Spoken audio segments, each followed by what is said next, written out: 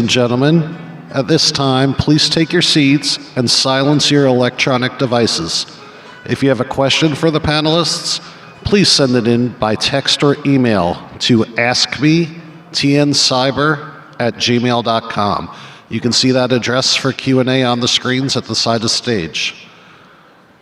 And now, please welcome Brigadier General Paul Fredenberg, U.S. Army retired, Executive Vice President of AFC International, to the stage.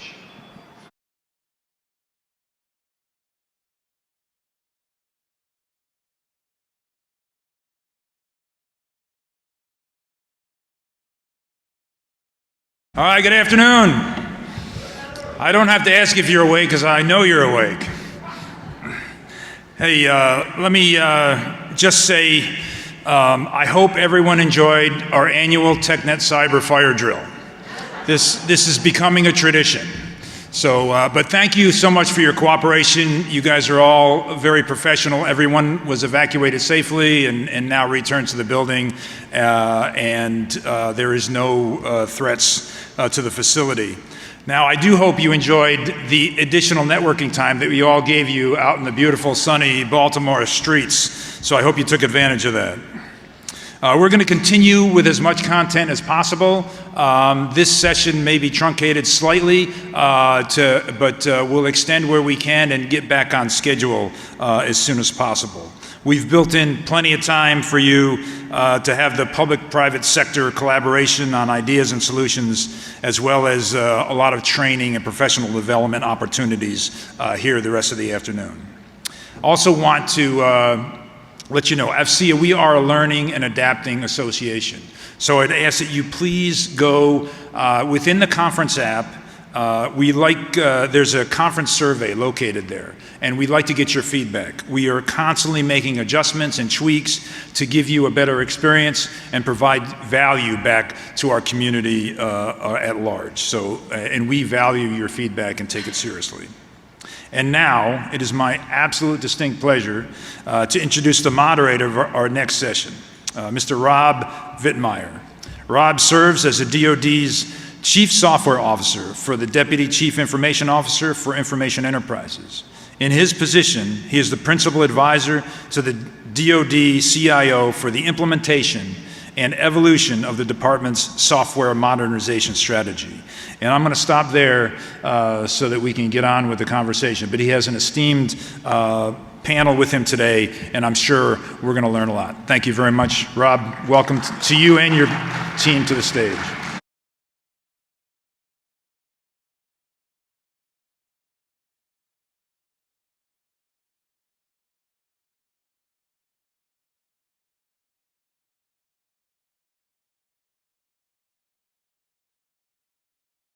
So, not truncated, optimized, no, efficient. That's what we're about, right? So this is a DOGE Efficiency Act right now. We're going with the more efficient version of this session. So I really want to thank the panelists here, and it really is exciting to be up here in front with the three leaders that are really driving this major transformation within the department. If we look at the warfare environment that we're operating in today in Ukraine, in Israel, these are no longer traditional battles, right? This is not the set piece battles that we've been anticipating. These are algorithmic warfare. This is information warfare. The winner is the one that can adapt the fastest, the one that can take advantage of the tremendous explosion of information that we see coming in a modern battlefield, and adapt faster than the adversary in this situation. And really that's the heart of what we're trying to achieve here with software modernization.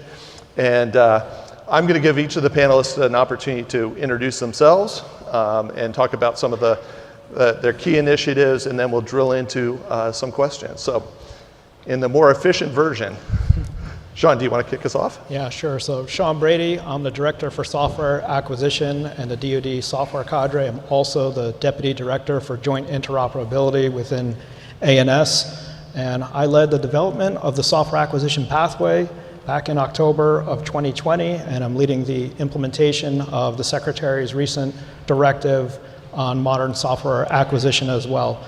And I think this is really a very exciting time for our profession, for the DoD software community at large. We're very grateful that Secretary Hegseth has prioritized acquisition reform and also led right out of the gate with making modernizing software acquisition as one of his first policy directives. So that's really going to energize and empower us to get after a lot of what we're trying to accomplish. It's really going to accelerate that. And really, it puts us at the forefront in this community of defense, and that's excellent. So really appreciate this. Really, the only thing that I would say in terms of our goal there with moving forward with software acquisition is that we're trying to make sure that DoD is commercial first, software centric, and also looking to be less bureaucratic and more responsive to the warfighter. And everything that we're trying to do here is in support of that. Thanks. Hello, I'm Tom Sims. I'm from Undersecretary of Defense for Research and Engineering. I'm the Director of System Engineering and Architecture. So my portfolio covers a lot of the engineering disciplines. You know, my priority has been to strengthen the engineering across the department, right? Reinforce and incorporate new engineering principles so that we have better outcomes through the development process. So I do that through a lot of the policy and guidance and workforce development. We have an extensive library on cto.mil, so please go see the engineering library on cto.mil and see all of the extensive documentation we have. So Bill Dunlap, I'm the DoD Deputy CIO for Information Enterprise. I actually spent about 20 years on the R&D side, though I was with DARPA. Left there about 2 years ago as their CIO. So a lot of what I do deals with taking the pieces where the acquisition process and through what the R&D community is doing from the engineering side of the house, and then making sure that the software factories and the ecosystem that's out there is implementing those best practices, whether it be in the command and control aspects that we're working on, or the defense business system portfolio as well, with both fall under me. And then the side note, obviously, is the cloud that is one of these enabling factors that we're trying to utilize across the board, also falls under my portfolio as well.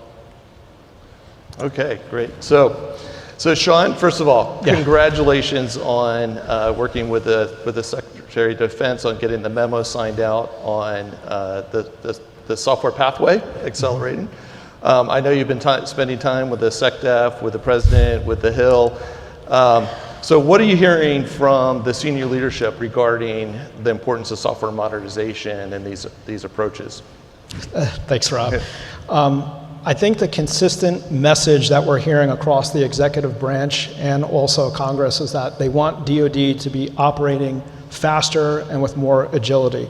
It's, as I stated before, we keep pounding that home, that it's commercial first, less bureaucratic, and more responsive to the warfighter. So really, from the perspective of the software acquisition pathway memo or directing modern software acquisition, there's two key drivers that we really want folks to understand why we're going about this and why we're doing this. The first driver is the mission. So we understand that our combat support systems and our weapon systems, that functionality is driven by software. And it's really software that allows us to adapt our systems so that they're more responsive to rapidly changing threats, rapidly changing priorities and requirements, as well as technology opportunities. That's exceedingly important on the modern battlefield. So the mission is really driving why we need to get after more streamlined acquisition. The second piece is commercial innovation, which I understand this group would care deeply about. It's in commercial industry where software innovation is occurring. Those innovation cycles there are much faster. We're talking about going from idea to product in days, weeks, and months, and not on the traditional timelines that you may have seen in DoD. That's not really going to work for us. And what we're trying to do here, we want to take advantage of those commercial solutions that are available. We also want to take advantage of the commercial software development talent that understands how to build product in that Darwinian marketplace. They understand the people, processes, and tools to get that done. So we want to take advantage of that. We want a software acquisition system that's far more responsive, more dynamic, to keep pace with the dynamic fight and outpace our adversaries. And so that's why the Secretary is basically saying, hey, we're going to mandate the software acquisition pathway. And if you think about that, the software acquisition pathway is really itself based on commercial development practices, right?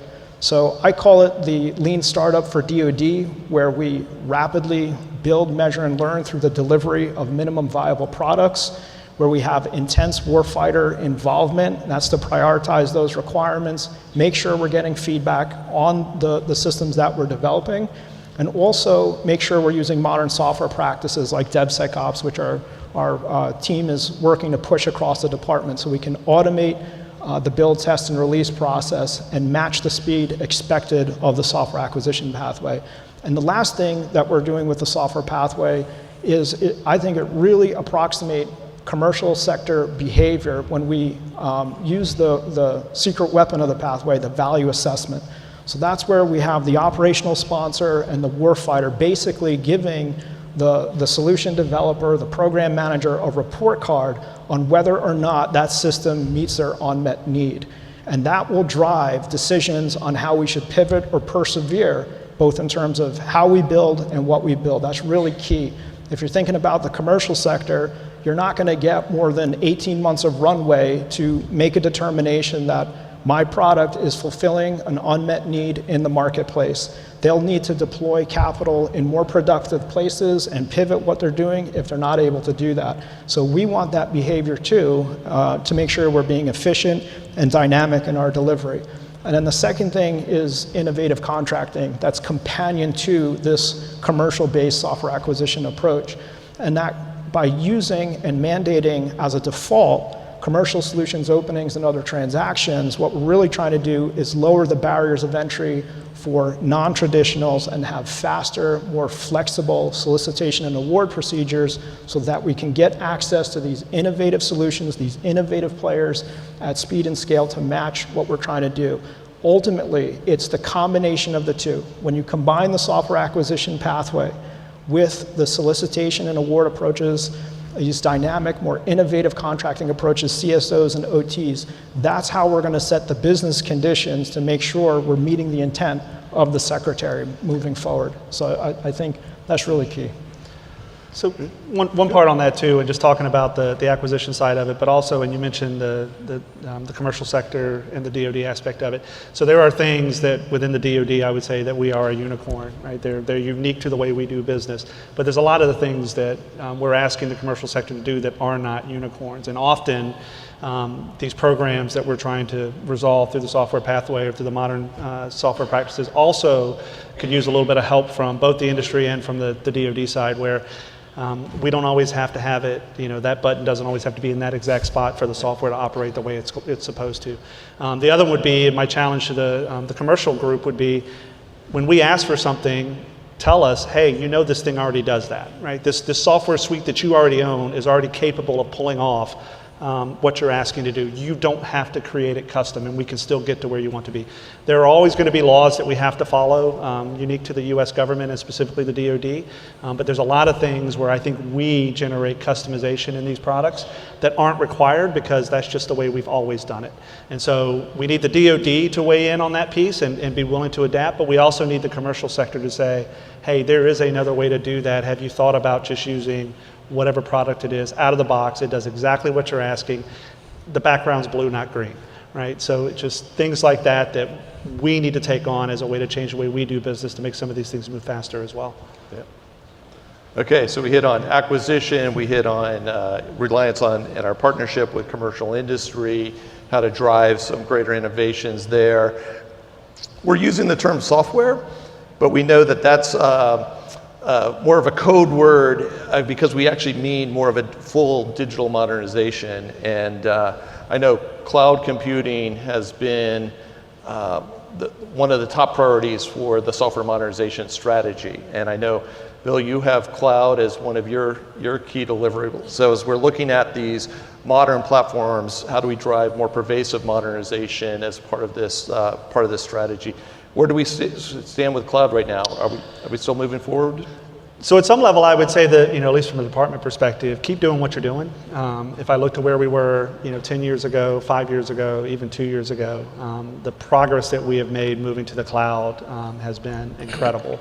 I would say that if you're, and I hope there's not a lot of that in the room, but if you're new to it, go back and learn some lessons from the people that have migrated. I think early on, and I'll say that I was probably one of the ones that ran into this issue, is to the cloud, meant pick everything I've got up and just dump it in the cloud and see I'm done. And realizing really early on that was not the way to tackle that problem. So I would say take a look at the applications, and this is one of the things that we drove out of our office in some of the budget drills and some of the technical assessments we've been doing, is making sure obviously the application you're utilizing is cloud ready, lack of a better way to put it, but even turning on, if you're going to go build something new, look at cloud native. The other part I would say too, and it kind of goes back to what I talked about on the last one, is do you really need to have a unique capability, or are there currently, using the software acquisition pathway or other tools, are there SaaS capabilities out there that can answer the question of what you're trying to do, so that you can focus your effort on those unique things that are unicorns within the DoD. The other piece I would say, and this kind of goes in the contracting side or the acquisition side as well, is be adaptable, right? Because this marketplace is changing so fast, and I'll tip my hat to the J9 crew. I don't know if they're in here right now or not, over at DISA. Did a lot of work over the past couple months with the Army, and specifically Leo Garcia and his team in the CIO's office, and adapted their acquisition process to deal with specifically requirements that the Army had and the way they did business in the cloud. So it's being adaptable on the technical side, but it's also being able to adapt on the acquisition side, because these technologies are moving so fast that you wrote a contract 2 years ago and it doesn't account for the technology that came out yesterday. So you got to be willing to adjust fire based on what's going on in front of you. But again, I think the bottom line would be is for the DoD partners in the room, keep doing what you're doing from the commercial side of the house. Keep pushing our capabilities into that threshold and helping us make that migration and helping us with the application that you're developing on our behalf to move into that infrastructure. Because once we're there, the ability to adapt is obviously well beyond anything I can do on-prem.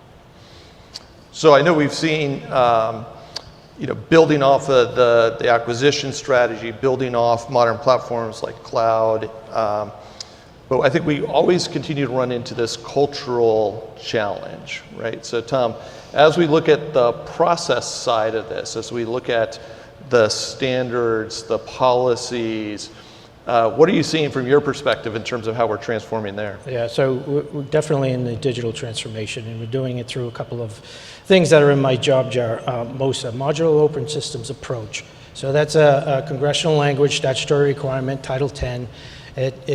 The definition in the Title 10 says it applies to hardware, software, and or an integrated assembly of both. So we're driving the designs to have more modularity, and that includes both the systems and software systems as well. Those modules will have commercial and consensus-based standards. So we're trying to drive more modularity into the system design process. Along with that, we have the digital engineering instruction. So the digital engineering instruction came out in December 2023. It requires all new programs to incorporate digital engineering into their process. So digital engineering's about moving from a paper-based process, so old system engineering process was heavily paper, moving it to a digital engineering process, what moves it into the digital realm. When we say move it into the digital realm, we move it into digital models with underlying data. So we're trying to get programs to do more digitally modeling. So another thing we have in the job jar is APIs, right? So we released the API guidebook, establishing a data-centric approach to making better decisions, sharing data, making better data-driven decisions. Along with that, we have the System Engineering Guidebook. So the System Engineering Guidebook is currently going through an update. We hope to get that update out there to the workforce. We're going to make sure that we incorporate the SecDef's new memo into that guidebook so that we're driving software engineering in the right direction in accordance with the SecDef's memorandum. So those are the areas that I see. I think the other piece there, just to pile on, Tom, is that it's been a great partnership with Arnie and A&S, and this API strategy, moving the DoD to API first, is going to be important. And in the software acquisition pathway, update that we're going to do to bring it in line with the SecDev memo, we're also going to make sure that we include an API strategy where the program manager has to think through and reveal how they're going to make their services available, make their data available, and then the technical guidance that Tom's working is going to allow for that to be implemented in 360. Yeah, so I hope the audience is realizing, so we have 3 superpowers represented here in the department with ANS, with R&E, and with CIO, and listening to these different themes and what each is bringing to this transformation. So Bill, as you look at your partnership with your counterparts here, as we look at the software modernization side of things, what are your takes on how this is evolving? So I mean, we meet regularly, and we bring forth our proposals. I mean, you mentioned specifically just now the API piece of the house that we've been discussing over the past year or so that I've been involved in it, and the acquisition pieces that have become more of a focus, especially over the past 2 or 3 months. And then on our side of the house, the DevSecOps part of it, and trying to change. And I think the 3 of us, or the 3 groups combined, are trying to change the culture of the way we do business, and that's always tough. I think that you hear a lot about Agile, you hear a lot about DevOps, DevSecOps, and often the right things are said in the room, but it's also changing the culture behind the scenes so that we're actually executing against those. So I'll talk a little bit from an experience perspective of often try to get security integrated from the start on programs or efforts, and that's more difficult than it sounds, right? I mean, we all say the right things. Yes, we want security in the room from the beginning, but often they don't get invited through the door when we're doing the design work. And I know there's been a lot of discussion in various forums about the RMF and how the accreditation process works and what we can do to make that better. I would throw out there that outside of everything else that they're working on, bring the security team in from the beginning, right? Have that process in your development pipeline where you are validating the security of that application as it is going through the process, right? Put the tools in place, put the automation in place, that from start to finish, so that when the software comes out of the other side, we know it's good to go and we don't have to spend a lot of time doing assessment. So that's one of the pieces I'm working on, but I think you mentioned superpowers. It's great to have 3 primary people responsible for the software throughout the department get together on a regular basis and say, here's what I want to do, here's what I'm bringing forward, how does this impact what you're working on? You've got something coming out from a software acquisition perspective. I've got something that falls right in that. You just add it right in there and we're off to the races. I don't have to do my own DoD issuance, another instruction everybody has to read. We work together to combine all these pieces into a common strategy of how we attack things. Yeah, so building off the DevSecOps, looking at the process transformation, Tom, I know, as we take that digital engineering and look at what's it take to operate IT systems, warfighting systems, weapon systems in today's modern environment, I know we always run into that workforce challenge. I know that's been one of your specific areas of interest, and how do we develop that workforce? So what are your thoughts on how we're progressing there? So I kind of wear 3 hats when it comes to workforce. The acquisition workforce is broken up into 7 different functional areas. I'm the functional leader for 2 of those areas, and that's the engineering and technical management as well as the T&E workforce. So I drive the curriculum, I drive the competency model and drive that to DAU, and then on the back side I look to make sure that the learning assets or the training material is technically accurate and consistent with the DoD policy, so that we make sure that we have the checks and balances when we give that material to the workforce. So there's a whole certification process. There's a foundational and a practitioner certification process for engineering and technical management that gives them kind of the basics. Then we've implemented this whole new structure called credentials. So there'll be a whole series of credentials in the ETM and T&E functional area. So we do have a credential now on modernization of software. So there is a credential out there for the workforce to take, and they are taking it. And we have about 7 or 8 more credentials in the process. Those 7 or 8 credentials are in various stages of development, but as soon as we have learning assets, which is the training material associated with those credentials, we release that to the workforce so that they get an early look into what is actually the training material associated with the credential. If they take that training material, they can eventually get that credential once it's formally released. So we have a huge push in software.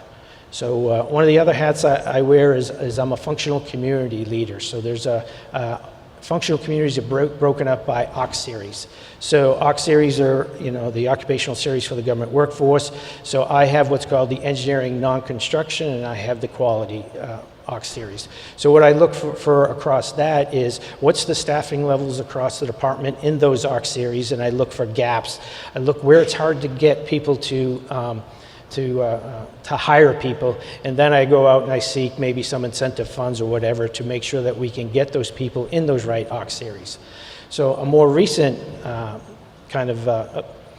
area that we've been developing in the DoD is called work roles. So CIO did an extensive review of cyber in those work roles, and they've implemented a process to identify their cyber people in the DoD. Our leadership back a year or two ago said, hey, can we apply that to software? So we got the task of developing those software work roles. So we've now developed 8 software work roles, and now the services are looking across their workforce to identify how many people across the department are actually doing workforce. Because the OC series don't really tell you how many people doing workforce, and the functional areas don't really tell you. So that's been a major effort, trying to understand what the department has as far as software people, making sure that they have the training, and we built all that training out through the engineering and technical management functional area. Yeah.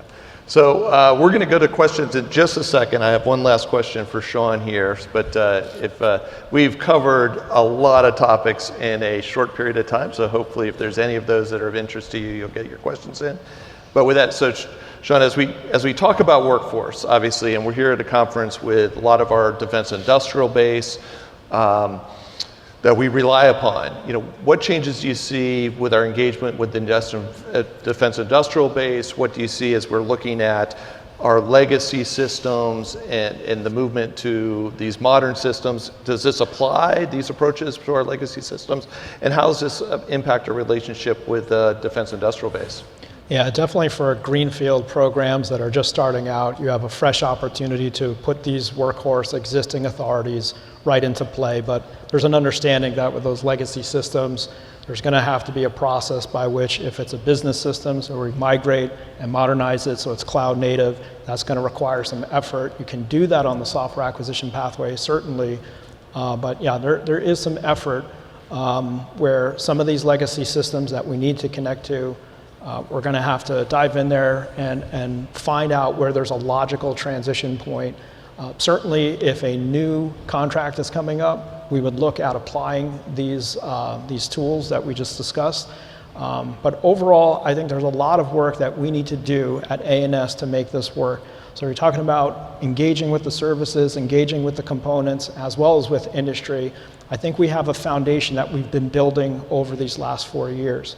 So after we launched the software pathway in October of 2020, it was a contact sport. So it's been a very high op-tempo, relentless effort to work with programs on my team. It's called the DoD Software Cadre, where we work with those programs to make sure that we can accelerate innovative contracting strategies, remove any roadblocks, speak with their leadership, their CAEs, their SAEs, and have the conversation on why we need to push these folks into the software pathway faster. We've been very successful with that.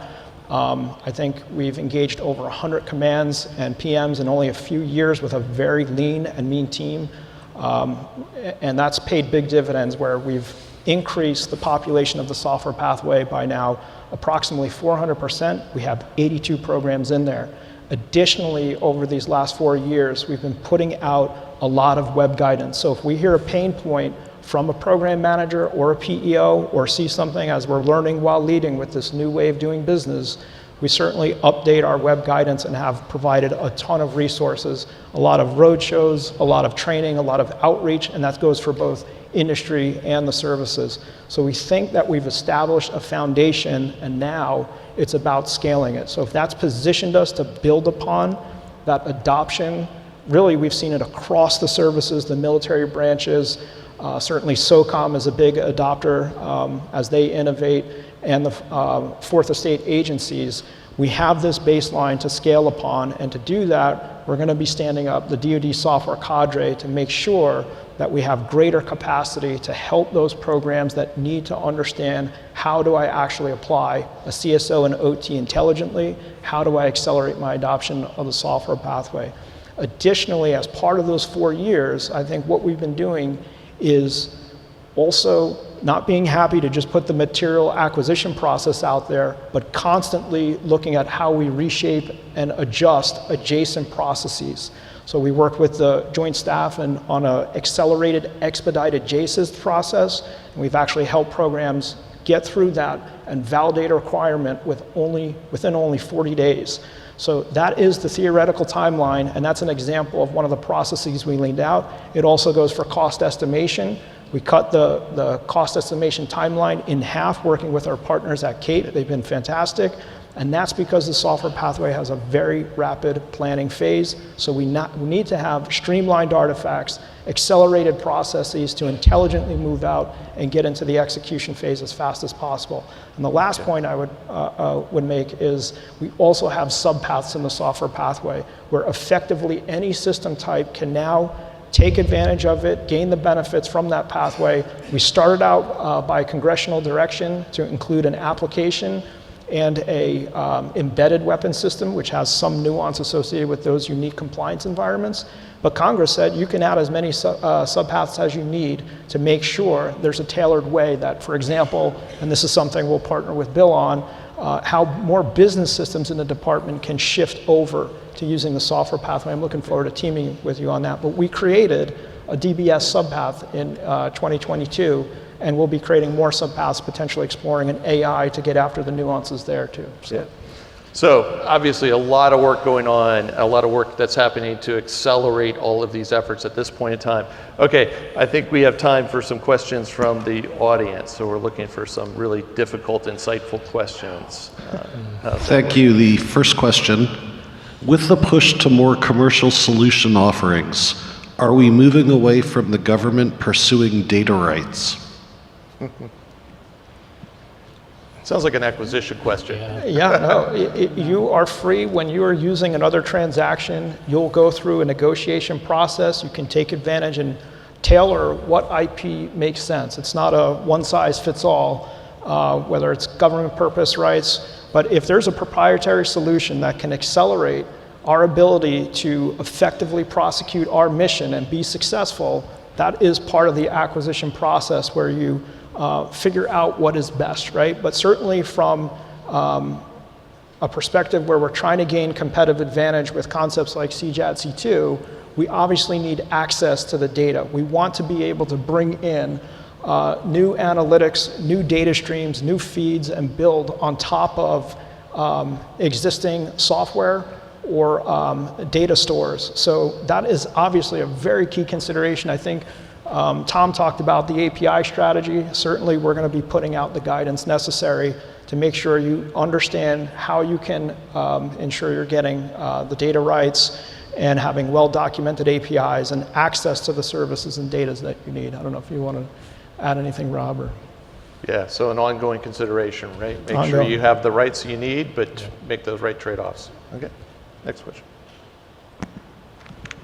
Many DoD system of systems are complex and require unique integration based on operational need. The software pathway acquisition using CSOs and OTAs accounts for purchase of commercial product/capability, but how is it accounting for CPFF-related integration services? I would say that you're not limited necessarily if you were to use an other transaction. You're not limited necessarily to any one given contract type, but certainly a firm fixed price option is going to present itself. And in the software pathway, indeed, by the way, OTs are being used extensively in the software acquisition pathway along with commercial solutions openings. And we do see within that subset, and that's a growing set, and obviously with the Secretary Hegseth's memo, that's going to increase. But we do see as the dominant contract type firm fixed price, and that makes sense for a lot of reasons, especially as you're trying to lower barriers of entry for new entrants. and you're talking about not having the ability to go through the typical process or have a sophisticated cost accounting system. However, I would just point out that you can still have different approaches where perhaps you need a T&M CLIN. You can certainly bake that in. There may be some exquisite, really hard to do type software where that makes sense, and you can incorporate that. So again, it goes back to what we were talking about, Rob. Certainly, you can adapt and adjust as required. But certainly we see a dominance in that aspect. Yeah, and I'll just add, so we're going through some of the traps in these questions, right? As we look at, a lot of people think that the software mod strategy means go do agile, go do stuff really fast, and don't think through processes beforehand. That's not the case, right? So we often see, as we hit on intellectual property, think through those concerns. Think about data ownership. When we look at systems of systems, one of the traps can be not thinking through the architectural needs up front, and then having to refactor the system when you realize the full complexity of what the new application needs to do. So don't get caught in that trap, because I'll tell you, if you get a year or two down the road and you determine that your core foundation architecture needs to be refactored, that is very costly in terms of time and money. So I just wanted to get through, that's a common misperception that when we're talking about these paths, we mean go do stuff really fast and don't think through the problem to begin with. And certainly, Tom, from a systems engineering perspective, digital engineering, we want to make sure we have those foundations. Exactly, right? and we have a system of systems engineering guide out there. Yeah. We are in the process of looking at that guide. It's dated. Working with some of the system of systems out there to understand where they see issues, trying to incorporate better practices in that system of systems guide, as well as more MOSA, right? MOSA with the modularity and the common interfaces helps alleviate some of that. Okay, cool themes. Time for more? With the accelerated application of commercial software and an inevitable need for ongoing software maintenance, how will new vulnerabilities be managed at this accelerated pace? Oh, that's a tough one. I guess I hate to say it depends, but it depends. I mean, it depends on the software we're talking about. CATO. So I mean, I was going to say the CATO piece, and that goes back to the DevSecOps principles and having those, the tools in line with the development so that you're tracking those pieces so that when you, again, spit out something on the other side, you can deploy it immediately to plug an identified vulnerability, deal with a bug that's been found, whatever that may be. Commercial side, that's actually one of the advantages I would wave the flag on for going to a SaaS scenario where you take the full power of the vendor that you're working with from a vulnerability patching management perspective and let them run that versus multiple people throughout the department having to address those individually. But for in-house, I think that the pieces we're talking about with the continuous ATO, the DevSecOps principles, drive that to be faster and more effective at responding to vulnerabilities as they're identified. I couldn't let this go without a plug for the software fast track. So we do have, as we look at CATO and how do we build modern RMF sorts of infrastructures based on automation and some of the modern tooling that's out there. But we do have 3 RFIs on the street right now from the CIO looking at the software fast track, where we're looking at how can we establish a standard for software supply chain controls and then provide an accelerated path for software that meets those controls. So if you're interested in that topic, please respond to those RFIs. We're looking at all the feedback from industry, and that includes everything building on SBOMs, CVEs, VEX, and then the enrichment activities that go around, taking all the factors that might be in an SBOM. How do I enrich that with my understanding of what are the potential vulnerabilities, potential threats represented by that piece of software? So those RFIs close on the 20th, so there's a couple weeks left. But please, if that's a topic, please industry respond to those for us. Yeah, and I'd reiterate this is the opportunity, because I get a lot of feedback on this exact topic, and we talk about the approval of software as it comes into the department to be utilized. This is an opportunity to speed some of that up. So take those RFIs, take a look at them, and if you've got something that helps in that regard, send it in so we can take a look at how can we speed up acquisition, but then finally the approval of that software to be utilized in the department. We have time for one more question. What's the plan to recruit, retain, and grow world-class software talent within the DoD, including military officers, civilians, and contractors? So, as I said before, we're building that training material through DAU. So it's an online type courses. So we have one credential out there that's for software modernization, and we have 7 more in the process. And we hope to get those out over the next 6 months to get those credentials out there so that we can then give the workforce the ability to take that training, maintain their proficiency and skills in software modernization. We're also looking at where are the gaps in the workforce so that we can help fill those gaps. And I talked about Ox Series, and we're trying to understand how many people through work roles are doing software in the department, and then we got to figure out how many people we need to do software in the department so that we can then build on that current workforce. So we're doing a number of things, but it's a little bit of a challenge. It's a lot of dynamics going on. So I'd be remiss if I didn't also say from a cyber perspective, I don't know if he's in the audience or not, but Mark Gorek is here from the DoD CIO's office. Mentioned earlier the cyber review that was done from a workforce perspective. He will actually be talking about that topic. I don't know if it's today or tomorrow. You can obviously check the schedules, but if you want to hear more about how those things are being implemented in the department, how we're trying to recruit, how we're trying to retain, he's a perfect person to go listen to from a cyber perspective, and it translates into many of the things that are going on the software side as well. Yeah. So I wanted to thank the audience first because this transformation takes all of us. This has been about a 5-year journey, I think, for most of us here on terms of the software modernization. We will be briefing in other sessions the new implementation plan. So we had the first implementation plan. We're now transitioning to our second version, updated version for the next 2-3 years, the implementation plan around these activities. But this is not something that we can drive by ourselves up here. It takes all the activities and great work that everyone here on industrial base, our counterparts and our colleagues. So I want to appreciate that. I want to say my sincere thanks to the panel here. And this is going to be an interesting journey because I know it's only getting faster every day. So thank you, everyone. Thanks. Ladies and gentlemen, please welcome General Fredenberg back to the stage.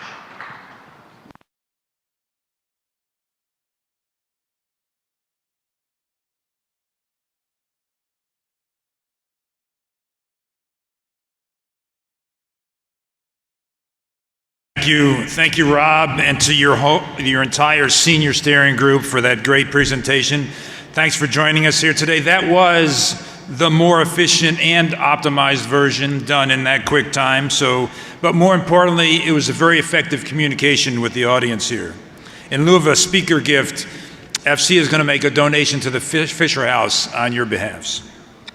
All right, ladies and gentlemen, in a second, I hope you're going to be able to see session highlights for this afternoon's program on the screens on the side of the stage.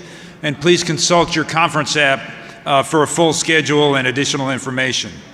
We're going to take a very quick break in place for less than 5 minutes because we have to reset the stage. And then we are going to bring up a panel featuring leaders from our cyber and information domain. So stand up, take a quick stretch break for about 5 minutes. Thank you for joining us, and we'll see you right here for the next session.